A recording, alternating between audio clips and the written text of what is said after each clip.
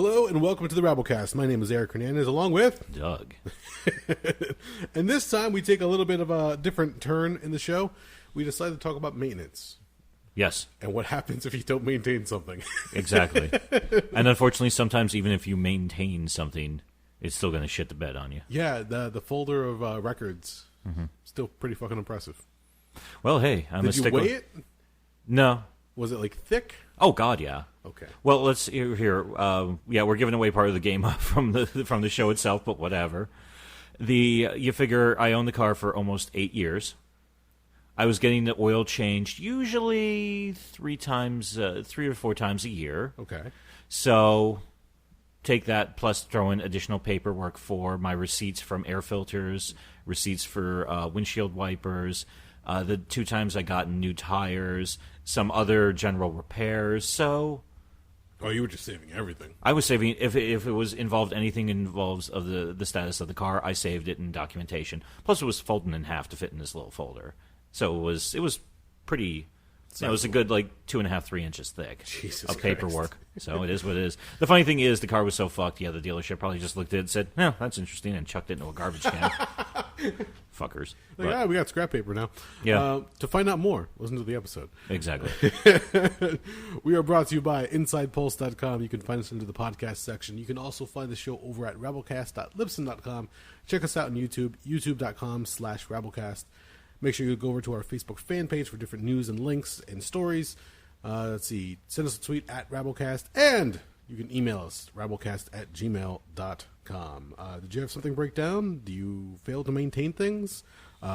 Leave out relationships, because we don't want to get into that. That's a whole other ball. Yeah, we can barely handle the mechanics. Let's not get into the emotional bullshit. Exactly. We're already, well, you're reasonably good at that. Yeah, not bad. Yeah. Me, I'm a complete and utter failure at it. Well, we'll see what happens. You never know. That's about it. Thank you for listening. Enjoy the show. R.I.P. Sid Haig.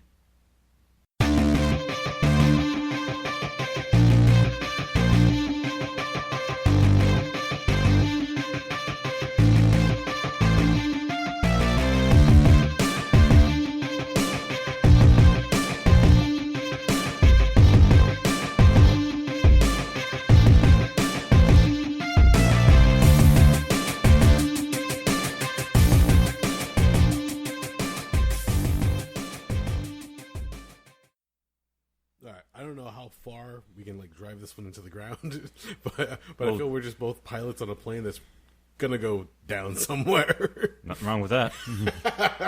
In what regard? I don't know.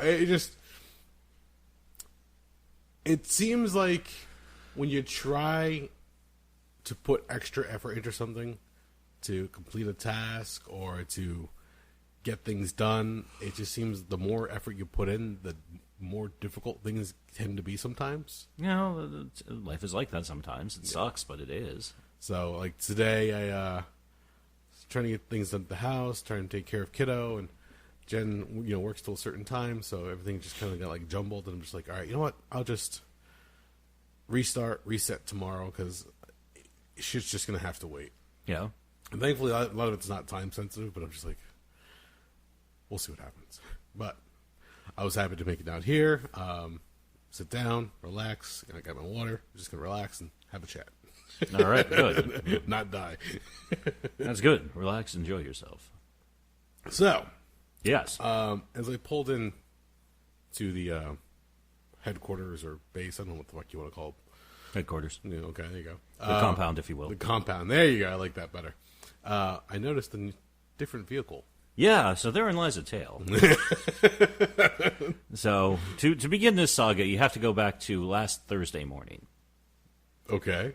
So, I was getting ready to head to Pennsylvania. Well, I was going to go to Pennsylvania this past weekend, but I got notification from my dear old friend, Maddie, who, him and his wife, are met through doing dancing. Okay.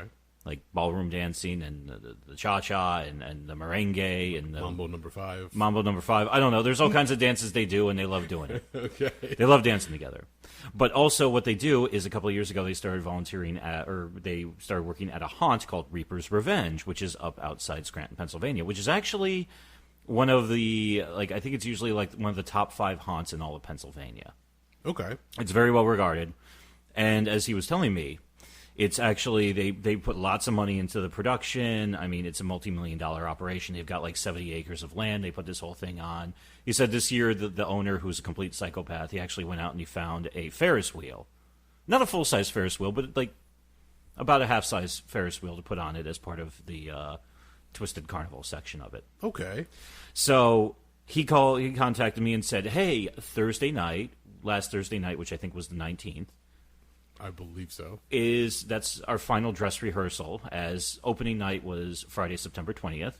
And he said that, all the people who work here get 2 free passes to give out to friends or family so they can check out the park and they can get one last run through in, full dress rehearsal before they open the gates and allow people in. Which surprised me is I found out that this ticket was a $45 value because that's how much their standard admission to their haunt is. Wow, okay. I will say this, it is a lot of money. It's $45. That's no small amount of money. Well, what's the typical entrance for that kind of thing? I've seen them as low as, well, I don't go to a ton of them. I've seen them as low as $10 and as high as $30. The 45 one is a special one. This is more of a Holly question because she goes to a lot of haunts. Fair enough. I go to a couple here and there. But I also found out when I was looking at it, I was like, holy shit, if I went through everything here, it would be like 2.5 hours. So they give you your money's worth. There's a hayride section, a walking section, then you're back on the hay wagon, then you're going through, they've got another section called Blackout, which is literally just a completely black space that you're trying to work your way through. Okay. The biggest pain in the ass about that was I was constantly hitting the wall. So, like, in the darkness, you just heard me going, like, ow, fuck, my knee. Because, I kept walking into things because, it's fucking dark in there. And, I groped quite a few people, and I got groped by quite a few people because you're walking forward and you're just, like, instinctively, your hands go in front of you. They had another section called Section 13, which was just, like, loud, crazy strobe lights, crazy music, lots of gore. It's like the super bloody, crazy, over-the-top section of the whole thing. Okay. So it's a pretty cool haunted house. It's like the scene from Blade, but cooler. Yeah, kind of like that. I actually fucked up and I didn't get through Section 13 because I didn't realize that I kind of went the wrong way and I went towards the end of the park and it was the end of the night. And you're wondering where this is all going. Yes. So I was on my way into Pennsylvania. And I get to the Allentown area where I had to stop and take care of a few things. And I got to a stoplight. And when it turned green, I hit the accelerator on my car, and nothing happened. Actually, no, the engine was revving like a cocksucker. Oh, really? But we weren't going anywhere. Oh, shit. Oh, no. So I'm like, that's weird. What the fuck is that? So finally, I kind of turned it off, turned it back on, fiddled with it a little bit, and I started going. So then I realized, okay, I should... Wait. Slow down. Okay. Define fiddled with it a little bit. Put it in the park, put it back in the drive, put it in the reverse, put it back in the park, turned it off, turned it on, put it back in the drive, and then I was like, okay, now it's starting to go. Okay, I was hoping you got out of the car, put your hands on your hips, give it a stern look, and started talking down to it. I thought you were going to say that I just start like raining blows down upon the car while verbally berating it, being like, you piece of shit, I'll kill you. It looks like the bonus round from Street Fighter 2. Yeah, where you really hope that you have either Chun-Li or E-Honda, so you can just start hitting the wind kick or the thousand hand, whatever the fuck slap. Yes. So you can just burn through the car like a quick as hell. Okay. So I noticed that every time I had to be careful of how much I slowed down because, it was just not happy with me. Fuck. So took care of my business in Allentown, said I should probably get where I'm going because something tells me this is an issue. Yeah. So instead of going directly up to the Scranton area where the haunt was, I go to my dad's house, park the car, get out, wait for him to return from picking up his wife from work. And he looks at me and says, I wasn't expecting you till this evening. And I said, give me your money and your keys. I said, I think I need your help, Dad, because he knows cars way better than I do. I'm not much of a car guy. Okay. So he says, all right. So we jump in the car and we take it around the block. And he looks at me and says, oh, your transmission's fucked. And I'm like, are you sure? He's like, well, let's take it to, there's a transmission shop not too far from here. Let's talk to them, see what they say. Okay. So Fast forward later that night, thankfully my father said, if you want to go out and go hang out with your friends or do whatever, please feel free to take my car. And I said, gee, thanks, Dad. I get to borrow your car at 39 years old, which is a weird feeling, but hey, it is what it is. And I'm glad he was nice enough to do that. So I went to the haunts. I had a wonderful time, talked to my buddy Matty and his wife Lisa. We're both very lovely people.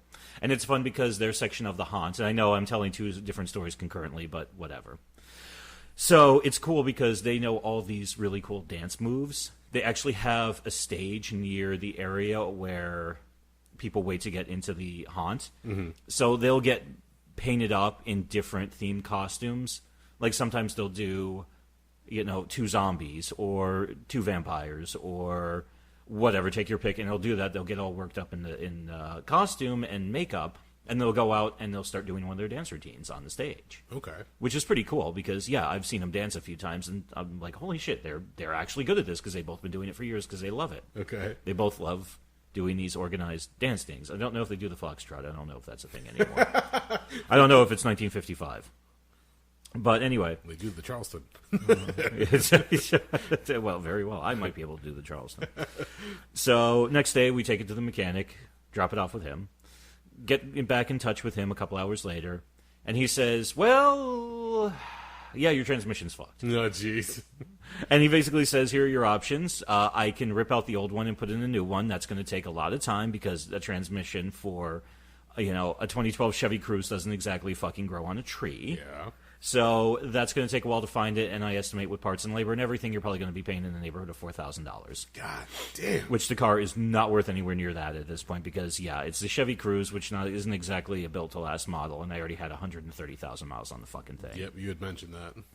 So it was a little bit tired, and there were a lot of moaning and groaning about this. And the thing that actually weirded me out is my father even said to me, he's like, well, did you notice anything like this before? And I said, there were a few times when I'd be accelerating, and all of a sudden it would feel like it would just lose its power for like a half second, but then it would be like, okay again. But I also told him, and this is a valid point on my side, I think, I've never had a car where the transmission failed, so I didn't know what the fuck that was. Fair point, yeah. So I was just like, I guess it's just an older car, because sometimes older cars, they're little, they do weird shit. They're a little temperamental sometimes. Oh, with a lot of moving parts, things will tend to fail after a while, especially when it comes to gears and transmissions. So, makes sense.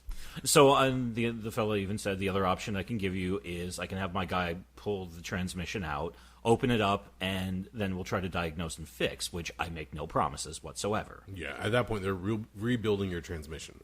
Yeah, which he also said, he's like, I couldn't even tell you how much that's going to cost because we don't know what in your transmission is fucked. Yeah. So he basically said what he wanted to do, and I said, well, earlier this year I was looking around for a newer car. I'd done a bunch of research and scouting, and I just said, you know what, I'll just drive the Cruze until it dies. No. And here we are. So lo and behold, then all of a sudden, yes, my 3 days in Pennsylvania turned into 6 days in Pennsylvania. Which actually is kind of an opportune thing right now. Yeah. Being your current... Given the fact that I'm currently unemployed, yes, it actually worked out quite well. In fact, I actually just got back from Pennsylvania about 2.5, 3 hours ago. No shit, really? Yeah, I was texting you. I was at a red light just getting off 287, getting ready to go home so I can come back here, get policed up and reorganized, take care of the dogs and all that stuff as Holly is out of town. Was that why there was an exclamation point and a question mark? Yeah, I was just kind of like, if anything, now is a good time to record because, some shit went down. Okay. So, fast forward from there, it actually turned into a mixture of two things over the weekend. Since my father's retired, I actually got to spend quite a bit of time with him. And he has, given the fact he just bought a house about 2 months ago, he has a million projects around the fucking house. Okay. So I got to spend a lot of time helping him out with stuff, and I actually kind of enjoyed it. Okay. Like, he just bought a rototiller. We fired it up. We ripped out a bunch of earth and turned it into a garden, or started getting it prepped so it could be fertilized and sit for the winter, and then in the spring they'll be able to plant there and grow some nice plants. Okay. We did that. I helped him on the gutters because my father's not exactly, he doesn't like heights to begin with, and he's a 71-year-old man. He's not the steadiest in the world, so I got up on some ladders and fixed some gutters and took care of this. And he wanted him and his wife. There were some plants around the property and some old bushes that they wanted ripped out because they didn't like the thing. So. Yeah, it was a lot of work like that. So by day, I would help him with stuff, and then at night I just go hang out with assorted friends and go catch up with them. Okay. So I was fundamentally on like a working vacation. Weird. And on top of that, and the funnest part of the entire tale was, in addition to that, starting Saturday through Monday and Tuesday, we went car shopping. Which, so my father can be a little bit of a belligerent motherfucker sometimes. He's a good man, but he's had to fucking fight a lot in his life. Okay. So he's not afraid to get aggressive with salespeople. Yes. All right. So, and I'm also the kind of person where I don't get aggressive. I just research the bullshit out of something. So I could sit down and be like, well, this, and this, and, why are you doing this, and where's this number coming from, and just, I was like, I'm going to make you explain all this math to me, and make you explain and give me backup for every single one of these numbers. And if I don't like it, then also I had to explain to somebody else. One of the reasons I tend to buy new cars is then you just have to figure out, and I ended up with a 2019 Honda Civic LX. Okay. Which is the base model Honda Civic. So I was buying it new. So basically at that point, I got to just hit up every Honda dealership and price shop. Cool. Okay. So it worked. The problem was we started at one in Scranton, Pennsylvania, got the guy to a price, and then from there we said, I had some quotes from actually a dealership in Edison, New Jersey, Open Road Honda. Don't ever go there. They're a bunch of fucking crooks. Where I got an internet-generated quote from them, which was really low. Okay. Strangely low. And I said, look, this might be bullshit, but let's go take a ride out. So Monday my father and I jumped into the car, drove from the Wilkes-Barre area out to Edison. Okay. And took a look at the car and found out why it was bullshit. They were backloading cost. Oh, really? He said, well, here's going to be your sticker price, but then, we're going to tack on another $1,200 for this. And I was like, oh, you put door trim on it? It's like, yeah, that's $500 for fucking door trim. For 4 pieces of fucking plastic that probably took one of your fucking technicians 20 minutes to put on. Yeah. And some other bullshit and some other stuff. So at the end of the day, they were actually one of the more expensive ones. It was just a trick to get people in the door. The funnest part of that one was when I was sitting there working through the numbers and talking with the salesperson. My father, after a while, he was like, I think you got this. So he went over and sat at the empty desk, kind of like right next to, and just started going through the desk. Which is weird, because I looked at him and I said, if I was doing this when I was a kid, you'd yell at me really hard. And he looked at me and said, so I shouldn't be going through the desk of somebody where nobody sits? And I was like, no, it's not your shit. I mean, at one point, he just pulled out a giant ball of leaf. He's like, oh, they must get a lot of fucking headaches around here. He found a bunch of old time cards for people who worked here, and there's like this, and this. But we looked at all that stuff. So we went to 3 dealerships. We went to that one. We went to Autosport over in Bridgewater, not too far from here. Okay, they're a little on the expensive side. They were pricey. And I felt bad because the salesperson and the sales manager we talked to over there, both really, really nice gentlemen. In fact, the salesperson, I'm actually going to give him a call tomorrow and say, listen, Raza, thank you very much. You're a very nice gentleman, but you're nice. You're actually going to call back and say thank you, but no thank you. Most people just He called twice just to check in on me, and he was a nice old man who had him and my dad had a really nice chat with each other. And if you can get along with my dad, that speaks volumes, because a lot of people if you're going to be an aggressive prick, you're not going to get along with my father. Ah, okay. If you're going to be a cunt about things, you're not going to get along with my father. So they were really nice, and their sales manager, who was this big, like probably 6'2", 6'3", big fat dude.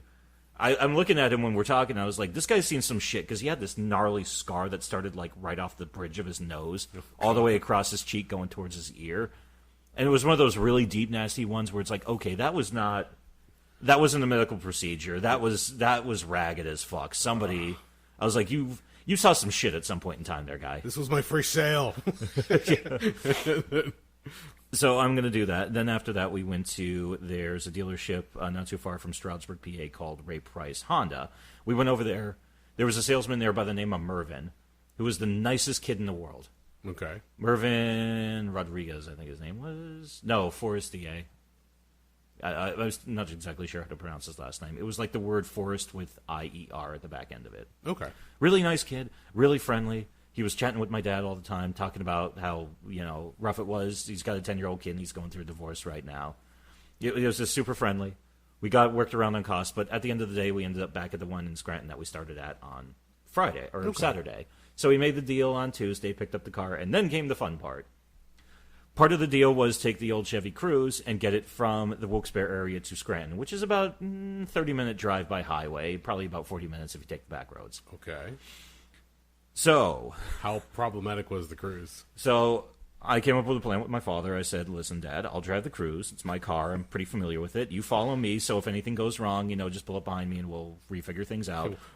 We both have AAA, which has towing, so if shit hits the fan hard enough, this car is getting towed to the dealership so they can take the trade-in and I can get my $300 off. If shit goes sideways, we'll both just get out of the car, put our hands on our hips, and start talking down to the car. Well, my original plan was I was going to give my dad the cash to buy a high-powered handgun, like a 500 Smith & Wesson or like a 454 just Castell. shoot right through the engine block. I was going to climb on the roof, scream its name to the heavens, and then put a round through the engine block like I'm executing it. Oh, it's like, suffer no more, I love you. And, you served me well. And just, drill it right through the fucking entire engine block. So, my thought was, okay, let's just get this done as quick as possible. Try to take it on the highway. It wouldn't go more than 40 miles an hour. Oh, fuck. I'm racing the engine. It's like... And I'm, like, barely getting to, 39, 40 miles an hour. Wow. So I pull off. My father pulls off and says, what's the story? And I'm like, I got no power with this. It won't shift into a higher gear. So this thing's just losing its mind. So he says, okay, we got to take the back way there. I look at him and I say, listen, I haven't lived here proper in 9 years. Outside of the highway, some of the back roads, I don't remember. Since, when you don't live someplace for a while... You remember the main roads, but like a lot of the back roads and weird shit. Yeah. You kind of lose it in memory. So he says, okay, you drive my car and I'll drive yours. And he looks at me, he's like, is it going to blow up? And I was like, I don't think so. Did you give him a hug just in case? Oh, God, I kept having terrible, just nightmares in my mind while we're driving there. It's like, if this thing blows up and kills my father, that guilt is going to haunt me until the day I die. Oh, fuck. So he was driving along, and he was actually, after a while, because he knows cars a little bit, and he knows how to fuck around and whatnot. So he actually, after a while, he was having fun. He was doing weird things. Like, we were going down hills, he would, throw it into neutral and just roll down the hill. Nice. Yeah. At one point, I was like, why were your backup lights on? He was like, yeah, I just kind of threw it in the reverse to see what would happen, but the thing's so fucked it didn't even register properly. And I was like, Jesus Christ. And he was like, yeah, but, it is what it is. He was, at one point, some old prick pulled out right in front of him and started going 15 miles an hour. And my dad got right up on his ass to the point where I actually thought he was going to hit him. Okay. Because the car is fucked already, and the body's a little bit beat up. I mean, you saw how tired the car was getting with, 8 years, 130,000 miles on it. So at one point, I'm like, holy shit, he's really going to fucking just rear end that fucking guy. But eventually he backed off when he realized it's like, yeah, it's still going to fuck up my insurance rates anyway. So we finally get it there. We limp it in. Yeah, he parks it, and I look at him. I was like, "Are you okay? Did everything go right?" And he's like, "Yeah, this car is dead." And the funny thing is, so that previous Thursday, when I drove it from the Allentown area to Wilkes-Barre, that I had gotten it on the highway, and I was doing okay. I was going 65, 70. Yeah. And then when I got off the highway, and I went to my dad's house because I realized, okay, things are fucked up here.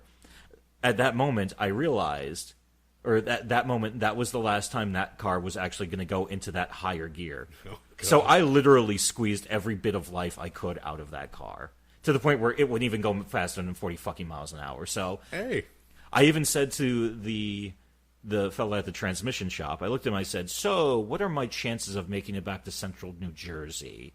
And he looked at me and said, you're lucky you got it up here. I would not do that if I were you.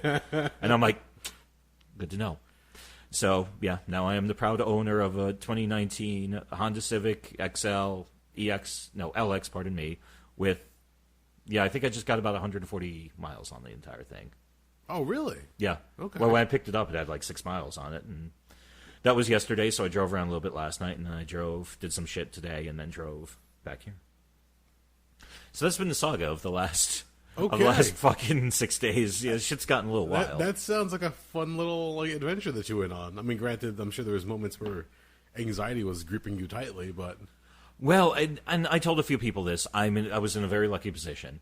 I knew this was coming, so I tucked away some cash onto the side. Fuck. For the car. So basically I was hoping to do this maybe 7 or 8 months from now. Yeah. Not now. Because, I mean, piggybacking off everything else, the other weird thing now I have to do is because I bought the car at a dealership that's not set up to collect New Jersey state sales tax. Oh. I now have to go to the DMV with all the paperwork and say, I need new license plates, I need the title for the vehicle. Fuck. And here's my bill of sale, calculate the 6.625%, I think it is, and I'll cut you a check for whatever I owe you. Okay. So yeah, that's going to be a whole production within itself because right now it's insane because I got Pennsylvania temporary plates. I haven't updated my insurance yet, so yeah, I got to give them a call tomorrow and say, hey, I got a new car, so what the fuck is going on? Yeah. And I have to get New Jersey plates and everything, so it's crazy. Does it make sense for you to get New Jersey plates if you're not going to be in Jersey soon? I have no choice because I'm a New Jersey resident right now. Oh, it's only for I don't even know how much longer. Annoying. Yeah, because I'm gonna before snow falls, I'm gonna be doing this again in fucking Pennsylvania, switching over all my shit. Yeah, it's. I was like, God damn it, car, you couldn't hold on for another month or two, you fucker. The car said, "Fuck you. Here's 40 miles per hour." Yeah, it was like, it is what it is. I'm dying now. Deal with it, cocksucker. Wow. Yeah. Okay. There's the affair. That's Yeah. Okay. See, that terrifies me because before I came over, part of the conversation I was having with Jen is that her car started to sputter a little bit. Which one is this? The black one? Yeah, she's got a Toyota Celica. Oh, yeah, she wanted that because it looks like a Transformer, right? Not because it looks. That was her dream car when she was in high school. Oh, okay. So when she got it initially, she just was trying to hold on to that last little vestige of being, a teenager or a young adult. And then when I'm like, oh, you want this because it's like your last fuck off car. Like I can do whatever I want, but we're about to start a family, and you can't have a fuck off car when we start a family. She goes, fuck, you're right. How old? What year is that car? I want to say 98. No. 99. I think it's an 03. Oh, okay. It's not that old, but it's one thing. Something she wanted to get it. She wanted to like spruce it up and do some like custom designs on it. And I sat there and thought to myself, I'm like, this all sounds great, but when are you gonna have the time? Because like I can see right now, things are just gonna get busier and busier. Yeah. How are you gonna do a custom dashboard design and backlights and purple and the radio is one thing. It's simple enough to swap out, but like, she just wanted to go crazy with this. And like, if she did a nice, thorough cleaning, detailing, wash, and wax, that's still like 5 hours of work right there. And that's just your base work, getting it up to a point where you can start fucking around with it. So at the time, I helped her out pick it up because we had the journey out to like the border of New York, New Jersey, up in North Jersey, and that's where the Sky was getting rid of it because even he had said he had started a family and. It's not quite the most efficient car for a family, especially for him to commute in and out of New York. So I'd seen some battle in New York as far as damage to the body here and there, like dings and scratches, but nothing to really devalue it. How many miles was on it when you got it? I don't remember off the top of my head. Okay. I really don't. But when she got it, she was happy. I said, enjoy it, whatever the case is. It will work out whatever the finances are on the back end. But, it was a relatively inexpensive car for what it was, and she's gotten really, really good use out of it at this point. So she was happy with it. I was like, all right, we'll go there. The next car that I get will be the efficient one. So I got a tiny Honda Fit.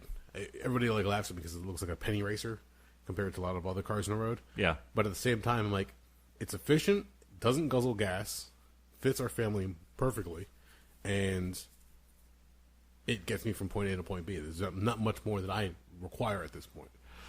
I'm the same way. When I look at a car, and I was even doing this when I was thinking about it, when I was initially doing this in May, I want something that's good on gas. I don't want something that's going to break the bank. I want something that's not going to explode. Other than that, the only thing I really want in it is an easy way to listen to music, and that's...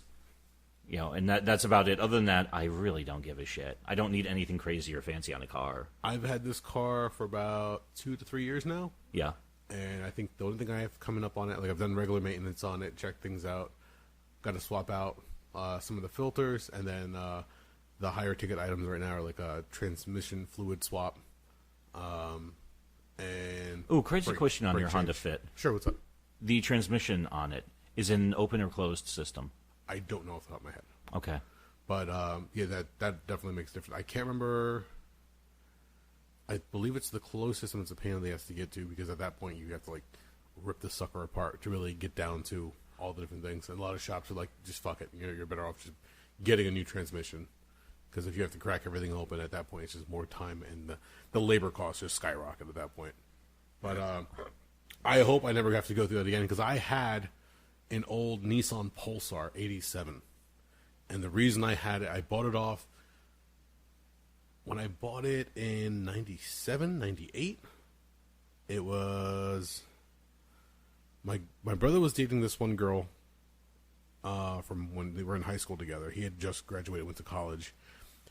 That girlfriend's younger sister had the car, and she was looking to get rid of it because she wanted to get something newer. I said, fuck, I'll buy it. I picked it up for $1,000. Okay. So for an 87, I said, fuck that. It's in good shape. It had T-tops. Oh, nice. So I immediately, I was in love with the damn thing. Nice. It was. That was the hot T-tops had the headlights flipped up when you hit the button. Oh yeah, that's like. So I was I was in fucking heaven. That's some Rocky Balboa shit right there. I loved it because at the time the girl that I was hanging out with, she would go to down to the shore on vacation with her family. She goes, "Oh, why don't you come on down if you have some time?" So I said, "Fuck." I took some time off from work, and I didn't take the Parkway or the usual busy route to go there. I took 18, and that was just cruising down 65 miles per hour. So I took the T-tops, put them in the back, had the music on blast, let my hair down, just enjoying the entire ride. I'm like, oh, this is fucking great. Were you listening to Bachman Turner Overdrive on the ride down? All right, that would have been if you were, that would have been the best shit ever. That would have been apropos. No, I was having fun the entire way down. And I remember one time I was leaving work late night, going to a friend's house, and as I was coming off, it's an on-ramp to get onto 22. The lanes kind of merged, and the guy who was driving on my right-hand side, I guess he wanted to get into whatever restaurant was on the left-hand side. It's in the middle of the two-lane or two-way highway. Yeah. He clipped my fucking car. Son of a bitch. And I was like, motherfucker. Both pull over at the time. I was young. I was probably late teens, early 20s. I had not yet been into any kind of major accident of my own. Yeah. Insurance was still something new to me. Yeah. We got out of the fucking car. I looked at my car. It's all messed up. I looked at his car. It was fucked. Yeah. His rear panel was destroyed. And I looked at his car again, looked at my car. I'm like, all right, really on the damage spectrum, you're more fucked than I am. I looked at him. His eyes were bloodshot. Oh, yeah? I was like, oh, motherfucker, I could call the cops right now. I was like, I don't know what came over me, but I finally said, you know what? I'm going home. You go home. Drive safe. He goes, you sure? I was like, I just got out of work, dude. I'm tired. I just want to go home. All right? Agree to, not call anybody. We'll just go our separate ways. He goes, if you're sure. I'm like, let's go. I got out of my car and just took off. I got home. Did he smell like booze? He smelled like pot. Oh, okay. And that's why I was like, I could have gotten something over on the guy, but I didn't want to fuck up his life at the same time. Yeah. So I figured I'd just go easy and say, just go home. Whatever, couple $100 of damage to his car, I'm sure he can get over. I got home only to realize that not only did he fuck up my left. Uh-oh. Was it left or right? I can't remember where he hit me. Whichever side he collided on, he fucked up that part of the fender, and the one headlight no longer would go up and down by itself. I'm like, motherfucker, not the headlight. The little armature, I actually was troubleshooting getting in the fucker, and I found the little armature had this little ring that was on one end of the arms. It had cracked. Yeah. So I was able to put it in place and leave it on. And thankfully at that time that car had a button, so you hit it and the lights stayed up permanently. It wouldn't close unless you hit that that button. At which point the armature would fall off whatever swing it was on, and then it would just pop down and wouldn't get back up. So if I hit it at the wrong time, the car just looked like it was blinking at me. So it was like, goddamn, it's all fucking weird. But I was like, I'll get around. I'll fix it. I never really got around to fixing the body part of it. It sat in my driveway for the longest time, and I had gotten another car at one point because that car had started needed repairs. It was an older car, 87. Didn't have spark plugs. It had coil packs. So I'm trying to do the tune up and clean up on it. The shocks were going all the hell on it. This car actually had the transmission rebuilt. It was a few grand just to do that. I'm like, motherfucker, and after a while, once I started, Jen and I started a family, I had to sit down and reassess everything. And I said, all right, the last time I had this car on the road was when my cousin came over to help me out. We put in the wrench time. We cleaned everything in. We were going through the throttle body, cleaning out all the fucking carbon that's in there, replacing the coil packs. We found an oil leak. I had the gaskets replaced, and I was really doing this shit. Mind you, I had no fucking clue what I'm doing as far as cars. This is all a learning experience for me. My cousin is the one who had experience. I did not. Okay. And as we're going through the whole thing, I sank at least probably a little less than 10 grand into the car when it came down to repairs and everything over the years. Damn. And finally, when it came down to it, I said, all right, now I'm starting a family. I have a different car. I have different responsibilities. I looked at it and I said, fuck, it's got to go. Yeah, I don't blame you. And I didn't even bother trying to sell it at this point because it was all beaten down. It had been sitting in the driveway for so long. Sun had damaged some of the paint on part of it. That one panel was just irreparable at this point. I said, fuck it. And I just donated it. Got rid of it. Who did you donate it to? There's a Car for Kids, whatever it's called. Oh, the billboard. I've seen those billboards. Yeah, they have that weird jingle that gets stuck in your fucking head. So I just called them up and I said, all right, so what happens? And I was like, we come down, you sign some paperwork, you fill out whatever form online, and we give you a voucher. The voucher is good for, I think, like a vacation weekend or something like that, or you can just, I don't remember exactly how it went. Essentially, they came down with a towing truck or a flatbed, yeah, excuse me, and they just dragged it onto the flatbed. It had been sitting for so long, the rear axle had locked up. Oh, wow. And it was not fucking budging whatsoever. So you just hear like the fucker didn't want to leave. Oh, like the tires were just dragging across the fucking... Yeah, it was not turning. And I was like, fuck, man. And I just had to make sure that I cleared all my shit out of there. Like old... I had a few old graphic novels in there, some posters. This is back when I fucking worked retail. So just made sure, like an old... I had... a mini poster from the Gorillaz debut album that came out. They gave out at the shops. I had it in the back, but like half of it was covered with clothes, the other half was exposed. So it's super faded on one side, and the other side looks like fine. Oh wow! So I was like, man, that fucking sucks. I forgot that was there. And you just like find all manner of things in there at that point. I had tools that were piling up there from all the times I was working on it. So I took all that shit out, got rid of it. And I was like, fuck, man, that car was cool. If I could ever find another one. And I'd done all the research. The majority of those cars, unfortunately, were released out in Australia. Oh, really? So if I want to go down to Australia, I could find another one probably in pretty good shape because people are posting pictures of it left and right. But the only thing is that the driver train was reversed. Switched, so you're driving on the passenger side. Oh God, that's weird. But yeah. Welcome to that's Australia. So, but at that point, I was like, all right, and it was fun while it lasted. I probably got a good 10 years out of the car. Put some wrench time on it, had some fun with it. Around the time that the movie, the first Fast and Furious movie came out. That was summer 2001. And I went home immediately and I started like putting more wrench. I'm like, yeah, fuck, I'm gonna make this car like awesome like that. No, that's not did not happen. It was like, let me hook up this nitrous oxide, motherfucker. Never fucking happened. But I dreamed, and I spent a lot of money that probably could have gone to different things. But you live and learn. That's my excitement with transmissions and cars in general. And you know significantly more than I do. I only know because I get curious and pull it apart and see the inner workings, and then try to put it back together. And then I learn through trial and error. My cousin went to, I believe he went to like Votech. So he went through the whole working program where you get under the hood, you start working on shit.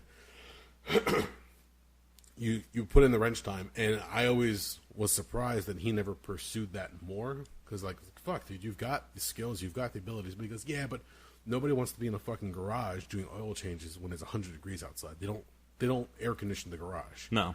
They also barely heat the fucking things. Exactly. That was the other flip side of it. He goes, and you're freezing your ass off in the wintertime. It's just not fucking worth it. I'm like, all right, fair point. I didn't think of that. But he has the know-how and the ability. The trick, if you're going to be a mechanic, from what I've seen and learned from other guys that we've worked with, is not being able to do an oil change, not being able to do a tune-up, not being able to do a brake job. All those are basic and very handy. But what really comes into play are your certifications. Mm-hmm. If you can get certification upon certification upon certification, your asking price for labor goes up dramatically. Oh, cool. One guy was fucking getting certifications from BMW.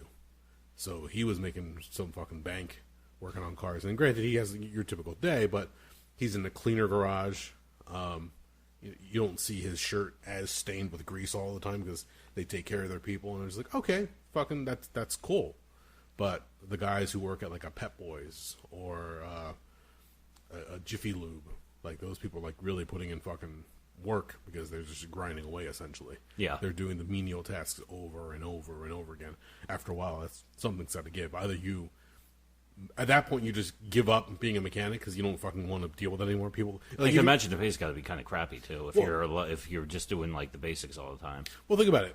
If you go to a Pep Boys, they'll charge labor. A certain portion of that goes back to Pep Boys. Yeah. A fraction of that goes to you. Actually, I figure a lot of times when they do that, the labor they're just loading that to themselves, and then they're just paying everybody a fucking hourly rate. Essentially, but what happens, as far as I know, every job they have listed, they have predetermined. So if it's an oil job, oil change, they say, okay, this should take you a half hour. If it goes any further than that, we're losing money. So you've got to keep going. The more oil changes you can do in a day, the more money you can make. Yeah, turn over the bay is how they make their money. Yeah. Exactly. So, but if something happens, let's say if a filter for some reason just gets, stuck on there because the oil caked or dried on it or something happened. And people are fucking awful with their cars. Yes. So shit, you'll find shit under the fucking car, under the hood. Weird shit you just don't expect sometimes. And it just throws things pack off of possums living in the engine. Yeah. Somebody did find, not that I knew personally, but somebody found a picture online of a rat that was caught in the under the hood. Mm-hmm. It had jumped, and the way that it was a big rat, so the way it jumped, both paws hit both terminals. Immediately. Oh man. They got up and like, why doesn't the car start? Oh shit, what's that? Yeah. Oh god. Oh god, that must have stunk too. So, interesting way to go. Yeah. But yeah, you'll find all manners of shit, and people just don't take care of things. If they'll lose a wrench or something down in the engine, don't think about it. It's something that pops you in the head when you're going underneath it. It's like, what the fuck? Well, the big one for me was, my father always said, hey, get your oil changed every 3,000 miles. Mm-hmm. That was back in the 90s. Nowadays, even they say, okay, you might want to get the oil changed every 5,000 miles, or you can even push it to like 7,000 miles, depending on the specific model. Depending on the model and the blend of the synthetic that they use nowadays, yeah. Yeah. And my father's still like, why don't you just do 3,000 miles? And I said, well, why should I? That's just going to cost me extra money in the long run. What the fuck's the point? If the manufacturer says 5,000 miles, I tend to believe them. But I'm still very good to the point where I almost never go over the 5,000 mile mark before I'm in there getting oil changed in the tire rotation. The only stuff I usually do on my own are very basic items, like I can change out the 2 different air filters. I can put on new windshield wipers. Those are kind of gimmies. Yeah. Everything else other than that, it's like and it kills me because of a close friend of mine in PA. I mean, he's at the point where he can take apart an engine block and probably put it the fuck back together if you give him enough time and the equipment. Nice. I mean, he's spooky intelligent. I mean, he used to modify. He had one of those, the fuck's it called? RX-7? Ooh, Mazda's, okay. Yeah, Mazda RX-7 that he had modified within an inch of his life because that's what he did. He was a gearhead when he was younger. Nice. Yeah, and he told me a bunch of stats for it, and I literally looked at him and said, I don't know what that means. And he just kind of sighed. He was like, it went really goddamn fast. And I was like, all right, that's all you have to fucking say. You don't have to say, it went to 440 to the 422. And I'm like, oh, what? I don't know what you mean. Yeah. I never liked those people in high school, and I don't get it. The car gets me from A to B. I listen to music while going from A to B. Exactly. End of tale. I'm not trying to go out there like fucking trying to race cocksuckers up and down the street. But yeah, it was one of those deals where I wish I could have absorbed some of his knowledge because I've worked with him. I was his second pair of hands. Sometimes he'd say, I'd be hanging out at his house and be like, well, I'm going to go do this to my truck. And I'd be like, well, I'll help you. And even if I'm just standing there drinking beer and smoking a cigarette, calling you a dildo or something like that while you're underneath the fucking hood, periodically it could be like, oh, can you go downstairs and get this? Or could you hold this off this way while I do this and this? Or here, press this into place because I need to screw it down. It's, it's minor stuff, but it's nice to have an extra set of hands sometimes. I remember there was another time I was driving a GMC truck, a GMC Jimmy. I don't remember the year of the truck itself, but at the time, it was my brother's old truck.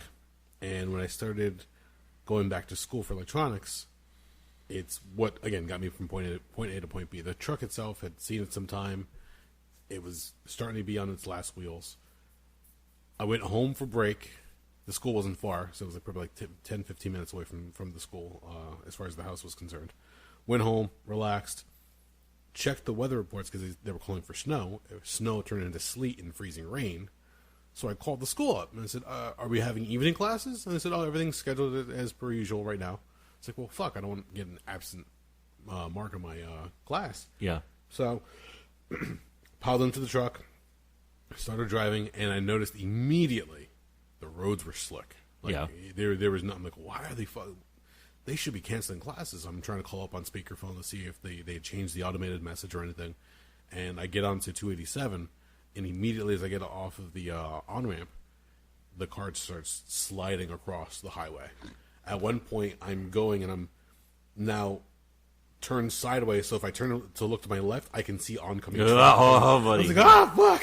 So I'm like trying to turn the steering wheel to correct myself, and I get it so I'm going straight, but then I go too far, I'm overcorrecting, now I'm sliding back off of the road into the shoulder, and I slam into the fucking cement guardrail. Oof. And I was like, motherfucker, and I get all upset, I get out, check it, the side's all fucked up, grill's all fucked up, the hood's slightly bent, and I'm freaking the fuck out. I drive it back, funny enough, to a Pep Boys, and I get a guy to come out, and he goes, do you guys do, like, I had no clue at the time, like, you guys do body repair? He goes, nah, man, all we do is really engine stuff and tires. I was like, all right, could you just do me a favor? Could you come out and take a look at it and just give me your opinion of what I'm dealing with? He comes out, and he just sees the horror show that's the truck. Yeah. And he goes, you're probably looking at a couple grand Oof. as far as work is concerned, because that's a lot of... The panel has to be replaced. The grill's all fucked up. The headlights all fucked up. The bumper's fucked up. The hood's fucked up. You're lucky, like, whatever else internally might have gotten jostled. You have to look at all that, too, because a lot of stuff is up front with the bumper and the fender. I said, okay. I went home, get an alert from the school. We're canceling classes for the evening. Motherfucker! Oh, wow, that worked out way too well. I get all upset. I told my dad what happened. He comes out. He takes a look at it the following morning. And he goes, all right, you're going to have to junk it. I was like, all right, what do I do for a car in the meantime? He goes, well, do you have any money saved up? I'm like, no. I'm not paying rent right now because I'm going back to school. That was the deal. What were you doing, like part-time work on the side? I was just picking up whatever work I could at the time. And he goes, well, I don't know what to tell you. Like, either you junk it or you fix it. And I was like, well, that's not going to work because it's going to cost a couple $1,000 to fix it. I know that at least. The one place I did go to, they told me it was going to be about $3,000. Okay. So I said, fuck, all right. Looked up salvage yards in the area, went out, gave them a laundry list. They said, yeah, I mean, all this, we can either pull it for you, which is an additional charge, or you can head to the back section where all the trucks are and just grab whatever you need and bring it up to the front and we'll price it out for you. I was like, fuck, okay. So multiple trips to the salvage yard. I collected all the parts that I needed, put it in the back of my dad's car, drove it back. In the course of about a week's time in the summer, not summer, this happened late winter into the spring, so this is around... Like February, March? Probably April at this point, when I finally got around to doing the actual repairs. I started working on everything. It took me about a week.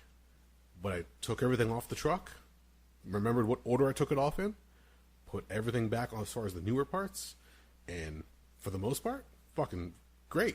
Nice. I had to go back to the junkyard for a few nuts and bolts here and there because not everything was uniform. But at that point, I was able to salvage the hood. I had a new grill, new headlight, new bumper, and a black fender to go with the red truck. Okay. I was like, motherfucker, I couldn't find the red one. Which is why I opted to try to salvage the hood instead of get a new one. But at that point, I was like, fuck, man, this sucks. But at least I saved everything. Like, I got it going. And then my dad comes out and he goes, so does it work? I was like, let's go. Hopped in, took it a ride. He goes, all right, well, how much did it cost you? I was like, how much did they quote me for the repairs? He goes, about $3,000. It cost me $300. That was how much you paid for all the parts? Yep. There you go. $300. Put on the wrench time, did everything myself. A little ingenuity. Yep. Yeah, good for you. The most pain in the ass part, and if anybody ever has to do this, fuck, get some help. Putting the hood back on, you had to slide it into place just right so that it closed and the seams are correct. Yeah. Too far up and you're hitting the windshield blades. Too far out and you're missing the latch for the front part of it. Oh god, that sounds like such. And those are not light either. No, and it was fucking annoying because I had to like loosen them, try to slide it out a little bit, slide it back in. After a while, I think I had my dad come out and try to help me out, and him and I got into an argument. I'm like, you know what? Fuck it, I'll do it myself. Just go away, go away. Eventually, things got done, and it rode for like another like maybe 2 years, and then eventually other shit started going wrong. I'm like, all right, I put the wrench thumb on this one. I'm not gonna. Yo, that's fucking cool that you did that. It's cool in retrospect. Like, it's a fun story I can tell now. Oh, at the time, it must have been a giant pain in the balls. Well, as I recall it, it's like a montage from like an 80s movie. It was fun. It was like Revenge of the Nerds when they're fixing up the house. You've got to put one foot in front of the other. Thank you. But actually going through and replaying all the things in my head, I'm like, fuck, that was fucking annoying. And there was a lot of time spent working on it. Like, I got a phone call from a friend, like, hey, you want to hang out? I would, but I got to finish putting my truck back together. Yeah, no fun right now. I got work. Yeah. So that part was a pain in the ass. But, yeah, it's anything that I have learned along those lines, it's just a matter of putting in the elbow grease, learning how it fucking works, just taking it apart. Good example is right now, kiddo has a tablet, and he's a toddler, so he doesn't know he has no clue how much a tablet costs. He has no clue what the technology that goes into it or how sensitive it can be. I have a hard time believing he even understands money. Yeah, exactly. So the other day, he looks at me and goes, oh, Daddy, tablet no working. And I'm like, what? And I grab it and goes, oh, the battery's dead. He goes, okay. I go to charge it, and I'm expecting the screen to come up and see the little indicator. I'm like, wait, nothing's coming up. What the fuck? And I'm trying to, if I hold the button down, you hear the voice assistant pop up, and you hear the doo-doo. I'm like, okay, so it's on. It's got charge. And I give a voice command, and it responds. I'm like, okay, everything else is working. What the fuck's going on? And I'm trying to research it, figure out what's going on. The screen just went black. And they said you can try doing a hard reboot. Hold the home button and the on-off button at the same time for about 10, 20 seconds, and you should see the logo come up for Apple, and it should do a hard reboot of the system. And if it's software-related, if it's a software crash, that should solve your problem. I held those two buttons in place for like about a minute. Didn't see no damn logo. Damn. Eventually let go. I walk away. I come back, and I hear a tone come out of it. So it rebooted. I'm like, okay, good. And I go to check it out. Still black screen. Go online again. Go through the whole thing. I found a site. If anybody looks for electronics and they want breakdowns and walkthroughs and where you can buy tools to work on this shit, is a website called ifixit.com. They're really cool because they champion the right to be able to fix your own stuff. Yeah. Which Apple is very adamant against. Mm-hmm. They want you to go to them and either pay their repair fees or buy a new item. Yeah. Which is fucking ridiculous sometimes. These guys will actually, like, the new iPhone 11 just came out recently. Yeah. Day one, they went and bought, I think, like a regular one and a Pro and whatever the Max is. They started ripping it apart, did a step-by-step teardown, and showed you all the internals and what you could expect. And they'll point out, okay, this was really difficult because there's a lot of adhesive, so once you take it out, you have to reapply adhesive. We recommend this. Or this one has certain types of screws, proprietary. We have a tool for that. It might not be in the kit that you have. Please search before you start doing teardowns. They'll give you every little inch that you need to know. But if you don't know how, if you don't have the finesse with the tools or the know-how, or just want to put in the time, you're just like, fuck it, I'll just buy a new one. Yeah. Well, no, it's cool because it gives. There's some people like me where I would be very hesitant to do that because I have a very bad self-defeating attitude with that kind of thing. All I could think of is like, I'm gonna fuck this up. I don't have a good hand for this. I'm gonna make a mess of something. So, fuck it. I'll either take it to somebody to fix or I'll just get a new one. Which is, I hate looking at it that way, but it always bugged me. I've never been very mechanically inclined. A lot of stuff, it just doesn't make sense to me. Up until my teens, I would say probably like my late teens, neither was I. Mm-hmm. I had a hell of a time. I remember taking woodshop class or metalworking class in school, and that's easy enough. I mean, they tell you what to do essentially. Yeah. But when it came down to like trying to do shit on my own, like I don't fucking have any clue. Like I remember one time I was taking things apart and I looked in when I was taking off hardware, and this had to be when I was like 18, 17. I looked at something. I'm like, why are there like extra like metal pieces on there? There were the washers for the screws. Yeah. I took the washers and fucking threw them away. Oh boy. And I kept putting this together, and then things weren't sitting right, and things were like falling apart. And my one friend's like, "Where are the fucking washers?" I was like, "I threw them away." It's fucking. What do you need them for? Like they help the screw sit in place so that it gives you the extra spacing, and you don't get the fucking watches. Like, oh fuck! All right, so we had to take everything apart again and do it. you learn trial and error. Fair enough. But I had no fucking clue. It was just all learning as you go along. So, long story short, with this one, I looked it up. I looked up some videos and some teardowns, and eventually they say the one circuit that's the digitizer in the encoder. Sometimes if moisture gets in there, or if just through dropping it and being handled, the best way, if a child handles it the wrong way, which is my case, something internally could crack as far as the solder, because it's a very delicate piece. So you either go in and replace that piece, or you try to resolder it. Now, I can do either or, depending on time and money, so I'm going to try to pop it open, see what I'm working with. If I can, I'll resolder it and try to put it all back together, see if it works. If not, I just have to order a new part, hopefully, and save myself. Because the one place that we did call, there's a shop out at the mall that their annoying ads keep playing in front of YouTube. I'm not going to say their name because fuck them. They quoted us about $250 for the repair of the screen. And it's $250. That's ridiculous. Like they're saying, oh, we do fast work for a very low price. No, that's not fucking low price. That's as bad as the Apple Store. I was going to say, isn't a new tablet like $400 or $500? It is, but then I went online. The price that they're quoting you is the price of a used tablet. What? Yeah. So I was like, fuck that. I'll just buy a new tablet if I have to. If all else fails and I can't fix it, I'll buy a used version of it. Yeah. Fuck that. Did you fix it? Not yet. Oh. It's last night I just looked up the tutorials. I saw everything that I have to do. So this weekend, try to plan, sit down sometime, tear it down, see what I'm working with, and at that point, if it works, it works. If not, I'm ordering a new part. And if that doesn't work, then I'm just getting a new tablet. We'll see what happens. Fair point. It's just weird shit. But yeah, all that stuff I never got into. I got curious at a young age with a bunch of stuff, so I'll just take things apart. Like my brother's tape deck would stop working, so I'd start taking the fucker apart. I'm like, what's this? What's that? Oh, look at this thing, and put it back together. Hey, look, it works. Back when PlayStation 2s, when everybody had those were notorious because the trays for the discs would just stop working, or the laser would stop reading your disc, whatever the case was. So I literally just take apart the entire thing down to these, disc enclosure, start taking that apart.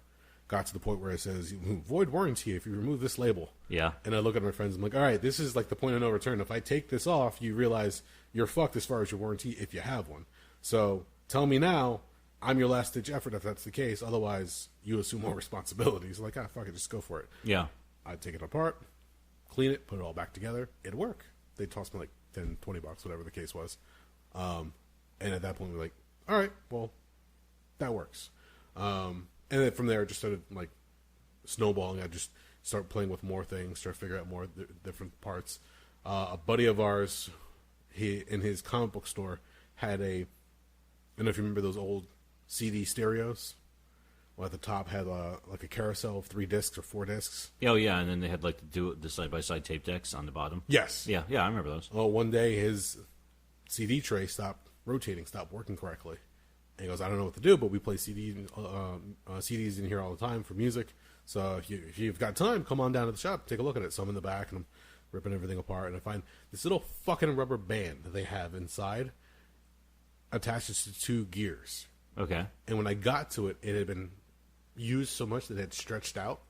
Oh, it lost the elasticity. Yep, so no longer could catch the gears correctly. So I told him, like, you can either get a new rubber band. I don't know where you would get one because I've never worked on a stereo before.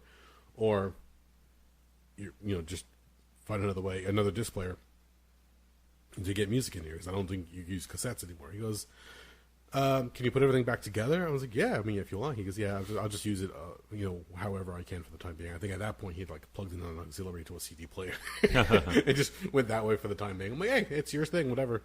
But I put it all back together. Again, I had no clue what I was doing. You probably could have like ordered it online or gone to like a Radio Shack, but I had no clue. Well, there was also a time too when that was so much harder because you couldn't go on YouTube and look up tutorials for this shit. Yeah. Or you couldn't go online and find ordering information for replacement parts for a lot of stuff. Yes. You had to be either very skilled in this or just absolutely fucking relentless in hunting shit down. Yeah. Now it's a lot easier, especially like the one site that I mentioned before, because I could literally go on there, type in not just an iPhone or an iPad, but different types of phones, different type of like personal speakers, devices, laptops. At one point, I was taking apart my laptop years ago when we were doing the Block Talk days. Because we went live, we had a certain start time. We mentioned this before. Yeah. So what had happened was, I'm working on notes, and Mike was about to come over, and all of a sudden my laptop gives me a blue screen. I was like, fuck, what the hell's going on? I'm going to try to figure it out and see what's happening. And then I noticed that the fan was working a little overtime. So I quickly borrowed Jen's laptop, looked up the information on it, found a tutorial on what's going on, and he said if you are dealing with an overheating issue, the fan will be working overtime. What's happening more often than not is the exhaust fan, a lot of shit will just get built up around the opening of the fan. Yeah. So they said your best bet is to try to clear that out. You can take a can of air, try blowing it, but the problem is if you blow it, you're more likely just blowing the shit back into your laptop. So your best bet is to take it apart, clean everything out, put it all back together, and check out and see how it goes. Yeah, get the can of air in the vacuum cleaner, that narrow attachment dealy. 2 hours before the show starts, I start scrambling to take everything apart.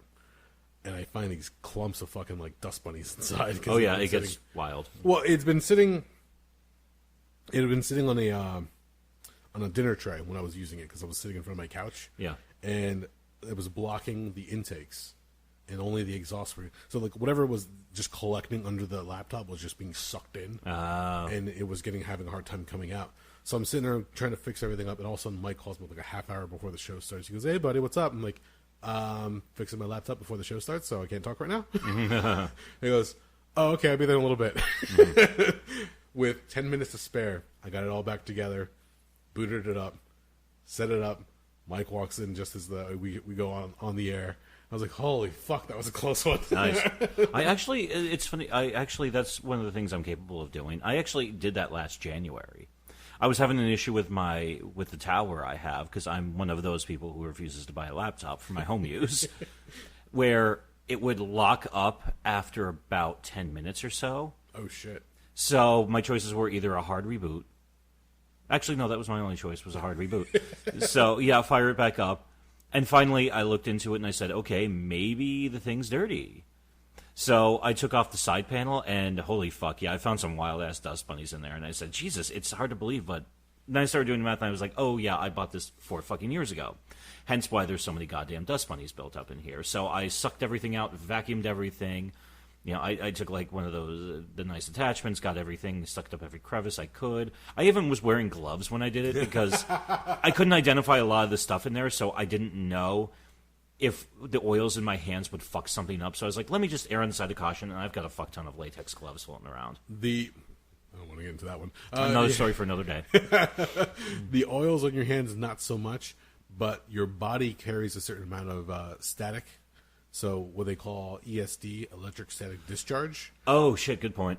And you touched any exposed component, be it like a chip or a capacitor, when you discharge, I can't remember the voltage that comes out of your body, but it's equivalent to like almost like a lightning strike, they're saying it at certain times. I actually took an ESD safety course at my previous company, and that was one of the questions on the quiz after the course. And I fucking can't remember. We even had to tell them the volts, and actually they were the ampage too. Yeah. But so, yeah. What would happen is along those same lines, because it was for us it was what was called J standard training for soldering and assembly. If you touch a chip and you discharge into the chip, what will happen is you won't see any physical damage, but internally you destroy the internals of the chip. You could punch a hole through the damn thing with the discharge from... I believe it. The static that you have. So putting on the gloves was a good call. Because for a different reason. Yeah, most people say when you work on any kind of electronics, make sure you ground yourself first. Yeah. So touch something that's exposed metal. So, you know, like when you're walk across the carpet, you go up to somebody, you touch them, that's discharge. So you're grounding yourself essentially. So you want to make sure that's done, and you don't have to worry about any other problems because that would have caused more issues down the line. But yeah, once you get all those dust, the fact that electronics attract dust just because of the static again. Yeah, it's a wonder that they work at all sometimes after a while because shit just collects everywhere. Well, I mean, on top of that, you know, if it's an important enough item, I guess then you can put on insulators or you can build what is it, a Faraday cage around it, I guess. Mm-hmm. But that's also, you know, that's for very vital items. Faraday cages are fucking cool. They are. When we bought, was it almost 2 years now? We bought Punch-Out, a full stand-up arcade Punch-Out machine, and I went online and was looking for the internals. Before I bought the thing, I wanted to know what it looked like. So it's like when you buy a car. Yeah. You want to get under the hood before you buy it or get near it, so you know what you're looking at. Absolutely. And I look at the back and the back of the machines and some of these online, and some of them are just fucking horror shows because they're like in flooded basements or they've been sitting for a while. So again, dust bunnies or mold had grown inside. Like, oh my god, what the fuck am I getting into? People are vicious with their fucking cabinets. I got to the bar that was selling it. It was down in Edgewater, and I go to pop open the back, expecting the worst. It was fucking pristine. Really? I opened the From a fucker bar? From a bar. Wow. These people took care of their game. The only thing, the worst thing that was on the control panel to the right, where the uppercut button was, the laminate or whatever design graphics on it were starting to like peel up a little bit. So after people playing after a while, and somebody I would imagine smoking a cigarette probably went to go ash, and like a cinder hit the screen. So there was a slight blemish in the acrylic. Other than that, the machine looked fucking great. I go to pop it open the back. The wood looks good. The internals are looking good. Where the PCB is mounted on the side of the wall, it's in a Faraday cage.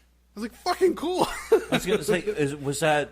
It's the way it was designed. Oh, that was a standard item for that particular cabinet? Yep. But that's so cool. But the ones that I had found online, as far as like a preview, just they looked horrible, and a lot of them were custom jobs. I'm like, no, this is fucking... And then I found an actual Nintendo-built, to spec, and it has a Faraday cage in this one. It's had the same thing. I'm like, fuck yeah. Wild. So I got a good price for it, talked the guy down a little bit, took that sucker home that night. I don't blame you. I don't blame you at all. Still a fun game. But, again, along the lines of electronics, one of the CRTs is starting to like act wonky on me. It's starting to darken up a little bit. So you got, once again, you have to get in, you have to troubleshoot. Sometimes they have what's called a recap kit. And all you have to do, if you know what you're doing, you go in and replace all the capacitors that are on the PCB board for the monitor itself, and that's supposed to allow the correct voltage and current to flow through the board so that the monitor will function correctly. Sometimes people will say, oh, my monitor is getting dark, or I'm starting to lose certain brightness on it. It's probably that has to be done. Mm-hmm. Outside of that, if you're dealing with the actual CRT itself, those fuckers are a different story entirely. Another arcade owner was nice enough to work on another game of ours, and he has, I don't remember what it's called, but it's a probe of sorts that when you touch it to the tube itself, the cathode ray tube on the monitor actually fixes the colors. Oh, interesting. Previous to us having him do this, he said we were losing the red color, and it had gone on much longer because it was arcing inside the tube, the electricity, and had it gone on much longer, we would have lost red entirely. And I think at that point, replacing the tube can be done, but it's fucking a pain in the ass. Or you just replace the monitor itself, which is nowadays it gets to be a little bit more difficult, being that CRTs are becoming rarer and rarer. If you find one in great shape with good colors, it's a miracle. Otherwise, you find them with like burns on the screen or colors are all fucked up. And the other thing was he was able to fix a flyback on the CRT. There's this red wire that comes out. If anybody ever has a CRT and they see this red wire, they've got this big rubber plug on the back of it. Never lift that rubber plug without proper protection and grounding. When you say protection, I mean like self, or make sure don't like stick a screwdriver or anything metal in there. The CRTs have a certain amount of current built up in them. So if you have a capacitor stores energy to a certain point, and then it completes a circuit. So the current can flow in the circuit. In the meantime, that capacitor acts almost like a battery. If you touch both leads at the same time, you discharge that capacitor. Whatever current's in there releases rapidly. In a CRT, it's the same idea with the anode wire, but if you go to touch it, that discharge is strong enough to kill you.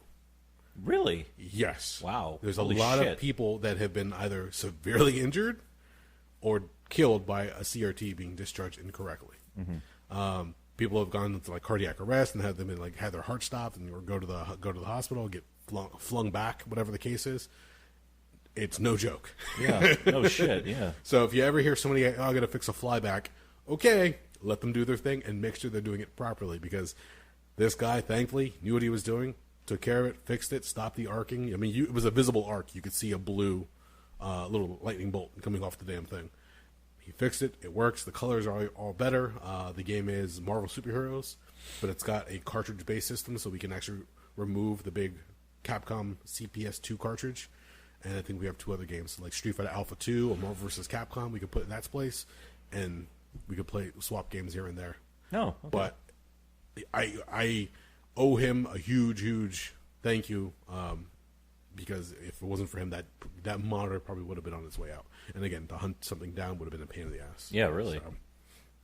But again, fun in discovering shit, taking things apart. I probably would have had time to do it. I probably would have zapped myself. I was going to say, yeah, Jesus Christ, I'm glad you didn't die. I did the research, and I'm like, I know I'm going to fuck this up. So when we had the chance of having somebody else do it who has done it before, yeah, I said, fuck, take it. I'll dodge that one for the time being. Yeah. I know eventually I'm going to have to work on it myself one day, on another game probably, because we're trying to hold on to the CRTs. Not because they need to be original and perfect, but there's a certain quality. Kind of like audiophiles. They prefer vinyl over... Yeah, it gives that certain look that is more authentic to the cabinet. If you have a flat screen or an LCD screen, the graphics get a little muddy. And if you don't know what you're looking at, you'll still enjoy the game no matter what. It's not going to really bother you. Yeah. We have a Rolling Thunder that has a flat screen, but because the refresh rate is constantly trying to keep up with the side scrolling, you'll see like a diagonal cascade go across every now and then, and that's because the game is just refreshing the screen constantly. So the monitor's like, fuck, hold on. Mm-hmm. But again, unless you're looking for it, you won't realize it's there. Yeah. But if you want graphics to be as close to the original as possible, like you want to see the little pixels on Pac-Man kind of thing, then CRT is the way to go to hold on to that shit and try just to maintain that feel of the older games. But that's an adventure in other stuff in electronics. So. Mm-hmm. Yeah! Technical. This is a very technical show. All stemming from a new car. Yeah. So, all right, let me ask you. You did the research on the car. Yes. Is this the car that you wanted? Like, is you like okay, or did you just? No, this is the car I wanted. Okay, you didn't settle. Like, fuck, this is the only thing available. No, I went around. Well, number one, for that, I would have happily bought another Chevy Cruze, but the new Chevy Cruzes suck. Compared to what you had, or well, just the Chevy. in general? No, the new ones, they changed the body design. They make me think of like a 1997 Ford Taurus, which irks me. Okay. I don't like the new body design. And there's something else, actually, that I was told to avoid. A lot of GM models nowadays, they have that kill switch in them, so when you come to a stop sign or a stoplight, I think it's more for a stoplight, and you're stopped for a certain period of time, like a certain number of seconds, the engine cuts. Yeah. Yes. And then when you hit the gas again, it turns itself back on. A friend of mine was telling me, and I didn't research this as well as I should have, but she works for a car dealership, so I trust her. She said that there's already been some stuff coming out about how there's issues with the starters because it's instead of you're starting your car once when you get into it, you're starting it. When you're driving around town, it could easily be 7 to 10 times. Back in June, when I had my car accident, and I had to put my car in for repairs in the body shop. Same thing happened to me. The car they gave me was a Jeep Grand Cherokee. Yeah. This hulking fucking big Jeep. Thinking to myself, all right, whatever. This will be for like a week. Ended up being almost like 3 weeks. I was driving this thing around. But the first day I drove it out, I came to a stoplight. Hit the brake, came to a stop, and all of a sudden the car settled. Yeah. And I was like, what the fuck? Like goes green. I go let my foot off the gas, and all of a sudden you feel the car shake like it just turned back on again. I was like, what the fuck was that? Yeah, it's weird. And it took me a while to get used to, but every time I came to a stop sign or a red light, like you said, if you come to a stop, it turns off. The dashboard's on, the radio's still on, everything is still on. But the starter just goes, bleh. Yeah. And then you got to go again. And yeah, you're right. Again, anything with moving parts and gears and things going constantly, after a while, you keep moving them, something's going to break down. Yeah. And doing that with that starter over and over again, like, oh, it's more fuel efficient. Yes, but that you're replacing starters or having issues with starter and alternator more often than not now. So yeah, after a while, and that's the idea, like, oh, if it's broken down, just buy another one. buy like a whole new car. Like, no, fuck you. Like, I really don't want to. Yeah. I want to maintain this one, make sure it lasts a while. Well, yeah. So I did that.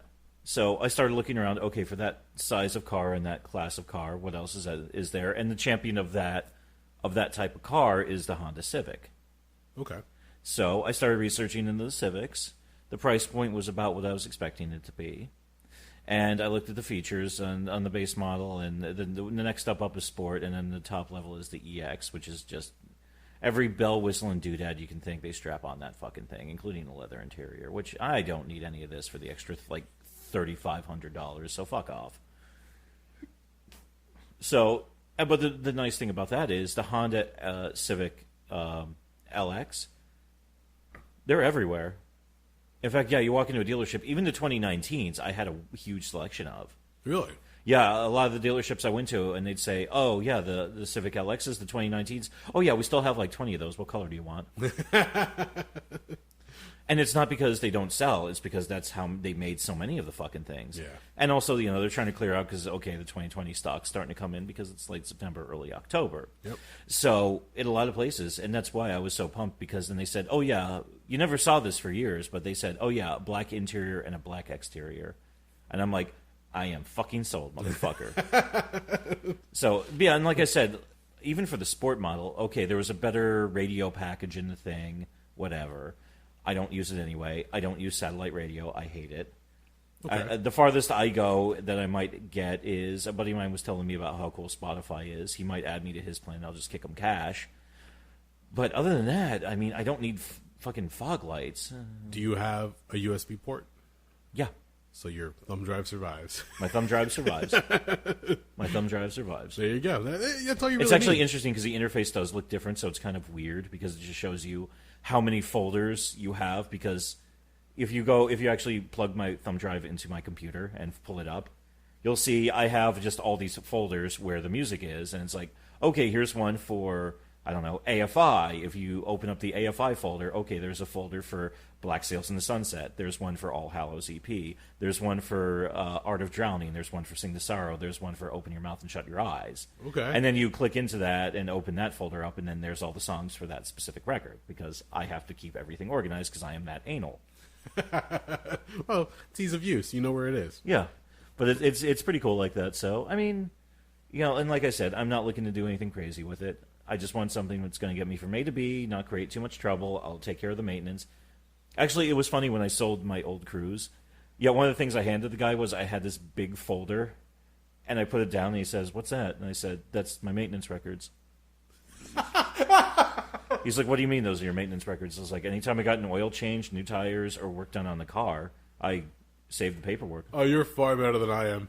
I get an oil change, I fold it up, I put it in the glove box.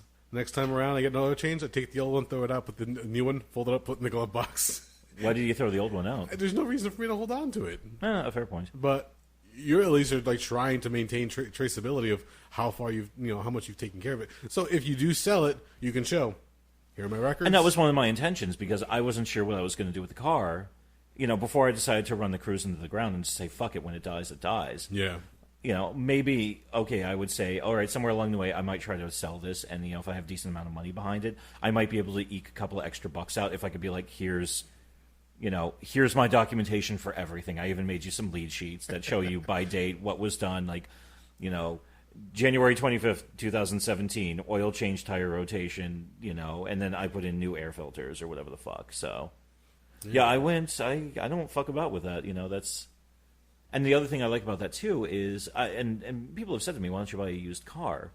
And part of my problem with that is... And I know a lot of the dealerships, when they get a car in, they put it through all the paces, they clean it up, they do a lot of maintenance work on it, they change out a lot of the stuff. But at the end of the day, you still don't exactly know what your previous owner was fucking doing with the thing. Yes. I mean, even the one thing my father always told me is, if you ever end up buying a used car for some reason... Pull a dipstick. If there's scorching on it, do not buy that fucking car. Oh, interesting. Okay. Yeah, because that's, I think he said, a very strong indicator that they went way too long on changing the oil. Yes. But I hate to say it, but if you have an unscrupulous dealership, they can easily swap out the dipstick. True. Some of them probably, caught on to that and tried. I'm sure somebody out there has done it. You know, I don't know how common it is, but I just decided, you know what, I'll pay the extra couple of bucks. and I'll just get a newer model. See, my situation when I got the Fit was a little bit differently. I had to save a few bucks, so I went for the used version of it. Okay. I did my research before buying it to find out that the car had previously been a rental for a... So through, what is it, Carfax? Yes. Okay. You figure out all the history for it, but the one thing I found out after the fact, I went to another garage to get my tires done. One day I went to go fill up my tire because the gauge came on, and as I'm filling up my tire, on the sidewall, I see a bubble start to form. Oh, there you go. You're fucked. Fuck. You're going to need a new tire. Yeah, so I didn't even waste any time. Once I was done filling it there, I drove immediately to the garage, told the guy what was going on. He goes, yeah, you're better off just doing it now because you never know when that's going to fucking burst. The sidewall is really tricky. That's full failure. So as they're doing it, he calls me over. He goes, did you know that your back driver's side tire needs to be shimmed? I don't remember if it was the interior or the exterior of where the hub sits. I said no, and he shows me the measurement, and they're using calipers, so it's really, really fine. Yeah. He goes, yeah, no, for some reason this is off to a certain angle. We can check with Honda to see if there's a certain shim that they specify, but there's something off. The measure, it's not sitting 100% equal. Oh, weird. So I said, oh shit, I didn't know that. And at first I got upset, I wanted to call it the dealership and say fuck you, but at this point it's been more than a year. Oh yeah, that's and all they can say is oh, you probably hit a curb or something, dipshit. And I'm like, yeah, nah, it's whatever. like a dick. Yeah, it was out of my hands at that point. But I said, all right, no problem. He goes, we can handle it. Don't worry about it. You just got to come it back for tire rotations on a regular schedule, which I know I'm probably late again. But we can try to do that. And he calls up. He goes, yeah, they don't have a shim that they use or require. It just is what it is at this point. So my fear is at this point, if that and it won't probably happen for years, but if that back tire takes enough damage, that's going to start giving more play to it. And so it's going to essentially start wiggling off to the point where it's just going to break. It's like when you open up a soda can, and that ring on the tab on the top. Yeah, you work it back and forth a few times and it just pops off. Yeah, so that's that, but over the course of probably I'd say probably 7-8 years, it might be the case where I have to worry about it. So I'm not too concerned about it right now. I'm just driving it back and forth, keeping an eye on it. The garage is telling me where it's at this point. It hasn't really changed, so I'm good for the time being. But once the shocks start to wear out, that's when I have to worry because that's when it starts taking more punishment. Well, then you have to keep up on. I was going to say, when your shocks start to go, you have to be on top of getting them replaced, I guess. Maintenance. That's the main thrust of this fucking episode. I was going to say, preventative maintenance will save you a lot of money in a long time, unless it's your transmission, and then you're just at the mercy of transmission. Brought to you by the Hernandez Auto Garage. No, it'll definitely be something I deal with down the line. And now as we're sitting here talking, I'm thinking to myself, on the way home, I'm probably going to swing by Walmart and just pick up a new air filter. It's a good idea. It's just because I need. There's an AutoZone right there as well. Yeah, so there you go. Yeah, and one of the things I do like about AutoZone is the first time I changed out the air filter for the cabin and the air filter for the engine, I walked in there and I had spent all day digging around for specs for a 2012 Chevy Cruze. So I walked in there with all the numbers, the part number and serial number, whatever the fuck, written down on a piece of paper. And I walked in, I was like, I need to get some air filters. And he's like, oh, hold on a second. What's your make and model? Chevy Cruze. What year? 2012. Boom, boom, boom. Okay, hold on a second. I'm like, but I've got a paper there, dude. He goes, well, fuck you. I've got a computer screen. Yeah, he did that, and before I could even say a word, he ran into the back, walked out with 2 filters. He was like, all right, this one. He was like, okay, this one's 15, and this one's 10. You good? And I was like, okay, and all right, $25 plus tax. It was 28 fucking whatever the fuck. Gave him the money, went home, and I remember doing that one Christmas day for some odd reason. I was like, well, I got time before I go to the Chinese buffet. Might as well fucking make myself productive. And yeah, and honestly, I was never a big, ooh, look at me, I'm a manly man. But yeah, there was something kind of refreshing. It's cool, I just did maintenance on my vehicle. Thumbs up. Yeah, it's exactly what it is. Yeah, it's I feel good, I'm helping. For as cheesy as it sounds, once you do some kind of maintenance on your vehicle or whatever the case is, our vacuum cleaner, every now and then, I'll take it apart just to clean up all the strings and the hairs that caught up in the rollers and clean everything out. Even when I do that, I'm like, I feel good. I just maintained something. It's not going to break down later. Which I found out interesting about that. What's that? That creates something called binding pressure. What does? So all that stuff when it starts wrapping around those coils, Yeah. if it pushes it together, it creates a different pressure source that actually helps to add to the wear and tear of this. I found this out on Saturday when I was firing up a rototiller to rip a bush out of the ground. And that friend of mine who could take an engine apart and put it back together again, he was like, oh, hold on a second before you fire this up. And he gets down and he goes into the blades of it and he starts ripping all the grass that had gotten wrapped around it out.